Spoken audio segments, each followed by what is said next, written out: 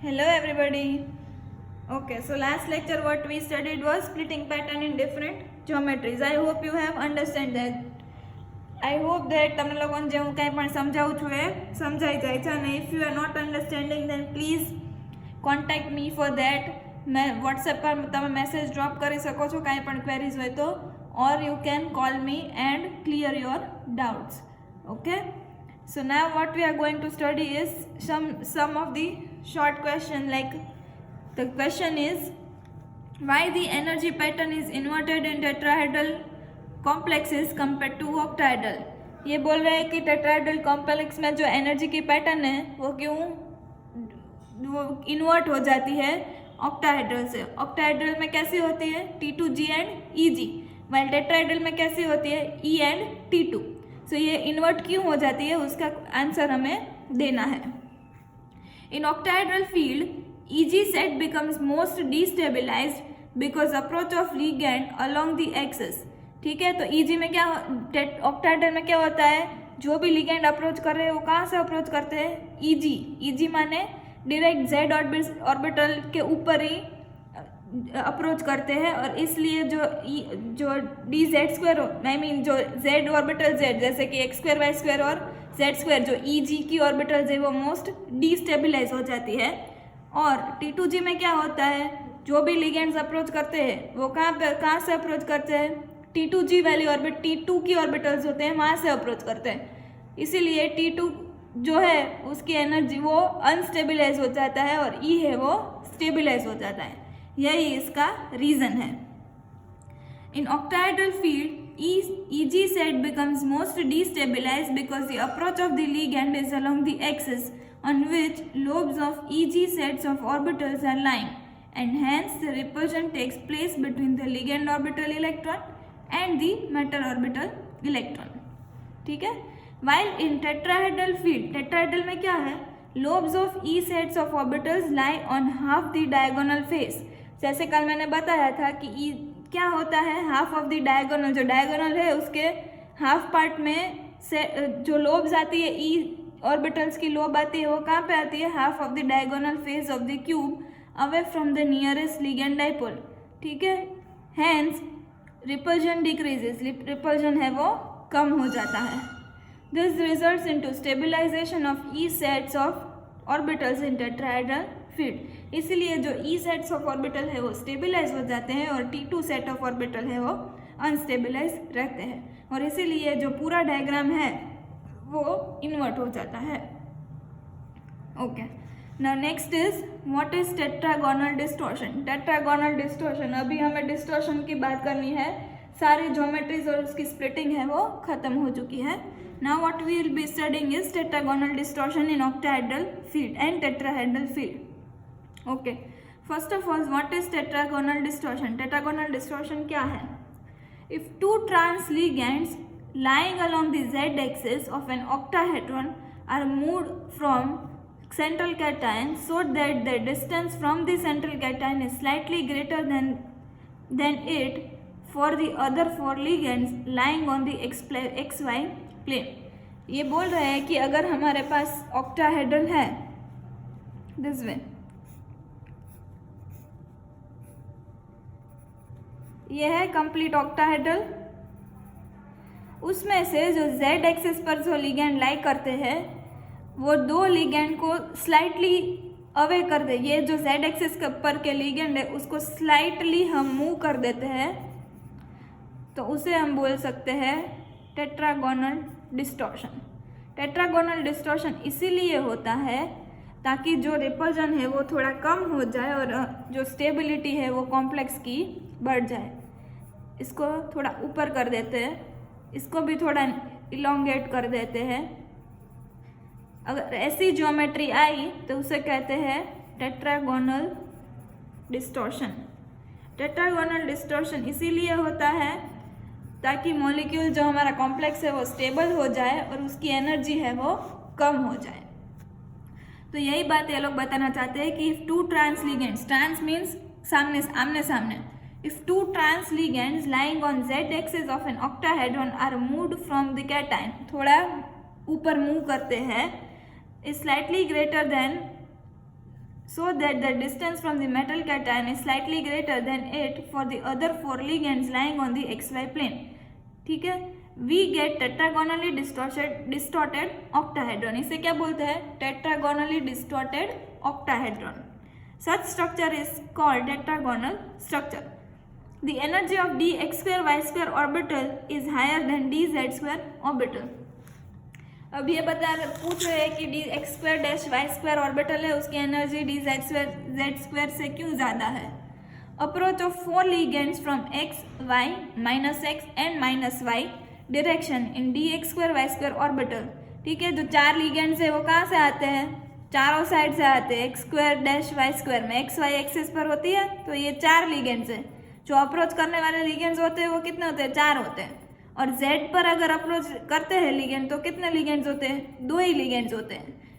तो 2 लिगेंड से ज़्यादा 4 लिगेंड रिपल करेंगे ज़्यादा, इसीलिए d x square dash y square की एनर्जी ज़्यादा होगी Z स्क्वायर से.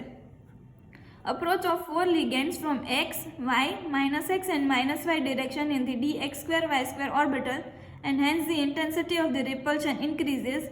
While in case of dz square orbital only 2 ligands, ये दोनों ligands इसको repel करेंगे. 2 ligand orbitals are approaching, which means they experience less repulsion as compared to dx square dash y square orbital. So this is the reason. यही इसका reason है.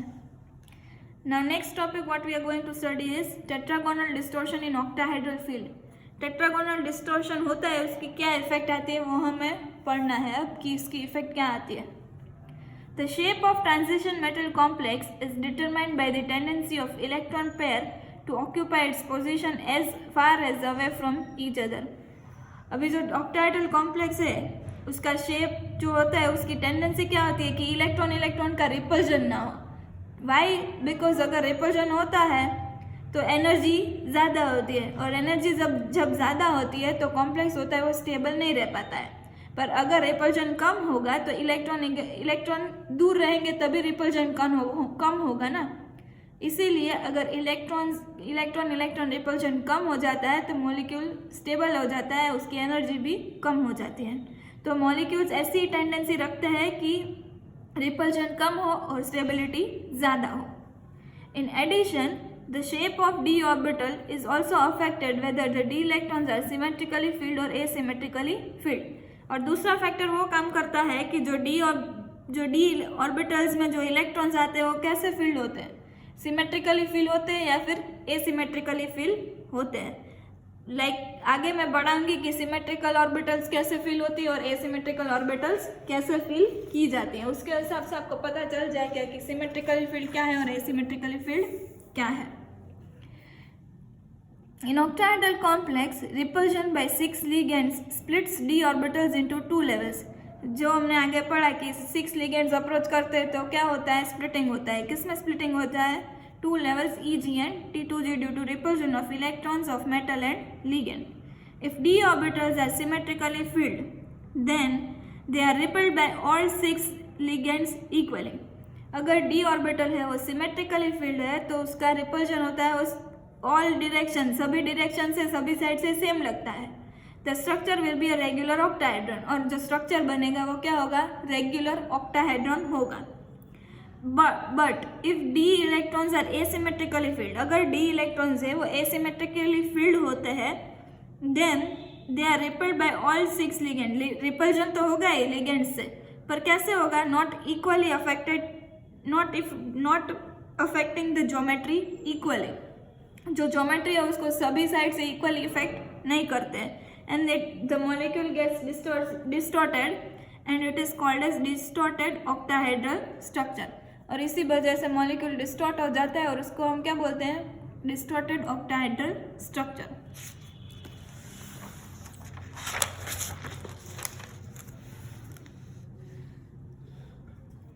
The T2G and EG orbitals which are empty, half filled or completely filled are said to be symmetrically filled orbitals. कैसे T2G और EG orbitals को symmetrically filled बोलते हैं? जो half field हो, फुल्ली फील्ड हो या फिर एम्प्टी हो. एम्प्टी होती है या फिर हाफ फील्ड होती है या फिर फुल्ली फील्ड होती है, उसको हम क्या बोलते हैं? Symmetrically filled orbitals. अब कैसे symmetrically filled orbitals, let us see. ये है d ऑर्बिटल्स, स्प्लिटिंग होता है 2 पार्ट्स में, नीचे आता है 3 पार्ट्स में, T2G EG, बीच में होगा बेरी सेंटर। अगर ये खाली है तो उसे क्या बोलेंगे हम, एम्प्टी। अगर ये हाफ फील्ड है, माने कि 1 2 3, ये भी हाफ फील्ड कहते हैं, 1 2 3 4 5, ये भी क्या होती है, हाफ फील्ड होती है। पहले देख लेते हैं हम T2G में। सिर्फ T2G की बात करें, T2G उसकी 3 ऑर्बिटल्स होती है। इसको क्या है, अगर 3 इलेक्ट्रॉन्स है वो ऐसे फील्ड होते हैं, तो ये क्या होती है, हाफ फील्ड। अगर 6 इलेक्ट्रॉन्स फील्ड होते हैं, 1 2 3 4 5 6, तो ये क्या बोलते हैं हम इसको, कंप्लीटली फील्ड। Completely field. और अगर T2G6 या T2G3 और T2G0, इसमें कोई इलेक्ट्रॉन्स ही नहीं है, तो उसे कहते हैं हम एम्प्टी। ये हुई symmetrically filled orbitals. Symmetrically means तीनों में या फिर 1 इलेक्ट्रॉन हो, तीनों में 6 इलेक्ट्रॉन हो, या तीनों में कोई इलेक्ट्रॉन ही नहीं हो, तो इस कॉन्फ़िगरेशन को क्या बोलते हैं हम, हाफ फील्ड, फुली फील्ड, या माने कि symmetrically field, symmetrically field electrons, right. ये हुई T2G की बात। अब अगर हम EG की बात करते हैं तो EG में पहले EG0 ले लेते हैं, तो ये क्या हुई, एम्प्टी, कुछ है ही नहीं, खाली है, तो फिर ये भी सिमेट्रिकली फील्ड ही बोलते हैं। दूसरी कॉन्फ़िगरेशन लेते हैं EG2 1 और 2, तो ये क्या हुई, हाफ फील्ड हुई, हाफ फील्ड। और तीसरा ले लेते हैं हम EG4 1 2 3 4, इसे भी हम क्या बोल सकते हैं, completely filled. And this electronic configurations are all symmetrically filled. ये सब क्या है, सिमेट्रिकली फील्ड है। अगर ऐसी कोई कॉन्फ़िगरेशन आ जाती है तो आपको याद रखना है कि ये क्या है, सब सिमेट्रिकली फील्ड है। सिमेट्रिकली माने एक समान, यहाँ पे 2 तो 2, 4 तो पूरा 4, हाफ फील्ड, फुली फील्ड या फिर एम्प्टी, ठीक है। इसे बोलते हैं सिमेट्रिकली फील्ड ऑर्बिटल्स। यही सब इसमें बताया है, देखो T2G0, T2G3 एंड T2G6, जो मैंने यहाँ पे ड्रॉ करके बताया, T2G0, T2G3 and T2G6। Then EG में कैसे होगा, EG4, EG3 एंड EG2, ठीक है, EG0, then EG4 and EG2। अब ये क्या हुआ, सिमेट्रिकली फील्ड, ये भी क्या हुआ, सिमेट्रिकली फील्ड। बाकी जो बचे होंगे वो क्या होंगे, अनसिमेट्रिकली फील्ड। अब अनसिमेट्रिकली फील्ड की बात करते हैं तो उसमें कैसे होगा, T2G1। अब इसी में बताती हूँ, T2G1, तो ये भी क्या हुआ, अनसिमेट्रिकली फील्ड हुआ। अनसिमेट्रिकली फील्ड क्यों हुआ, क्योंकि इसमें 2 में कुछ है ही नहीं। फिर आएगा T2G2, इसमें भी क्या होगा, अनसिमेट्रिकली फील्ड, क्योंकि एक बाकी है। फिर T2G3 बोलेंगे तो ये क्या हुआ, हाफ फील्ड हो जाएगा, तो T2G3 यहाँ पे नहीं होगा, देखा। फिर आएगा T2G4। अब T2G4 होगा तो फिर अगेन अनसिमेट्रिकली फील्ड। T2G5, ये भी क्या होगा, अनसिमेट्रिकली फील्ड। T2G6, अब ये क्या होगा, सिमेट्रिकली फील्ड।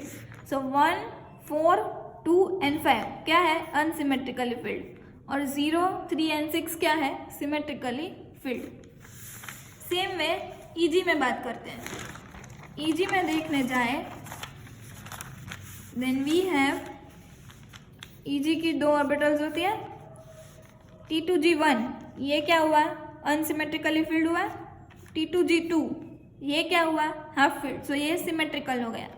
T2G3, ये भी क्या हुआ, अनसिमेट्रिकली फील्ड हो गया, क्योंकि यहाँ पे नहीं है, इसलिए अनसिमेट्रिकली फील्ड।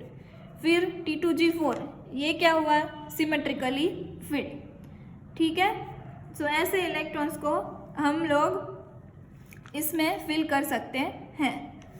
नाउ Eg2 में दो कॉन्फ़िगरेशन होगी, Eg2 ऐसे भी हो सकता है और Eg2 ऐसे भी हो सकता है। ये लो स्पिन के लिए होगा, ये हाई स्पिन के लिए होगा। तो Eg2 अगर लो स्पिन के लिए होता है तो ये क्या है, अनसिमेट्रिकली,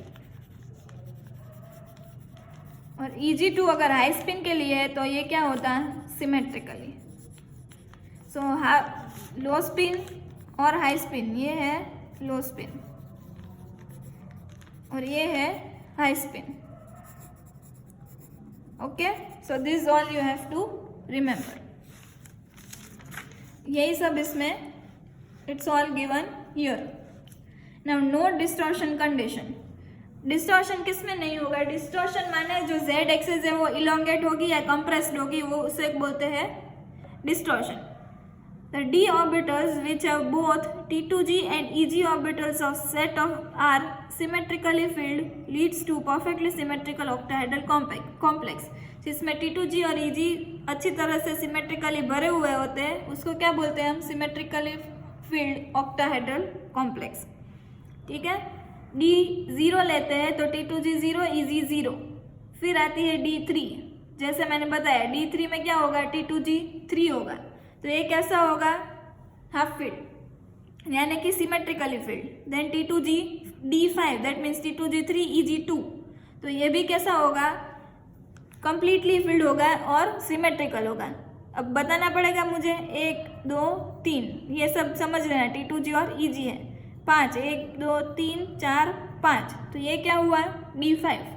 अब D8 बताऊँ तो 1 2 3 4 5।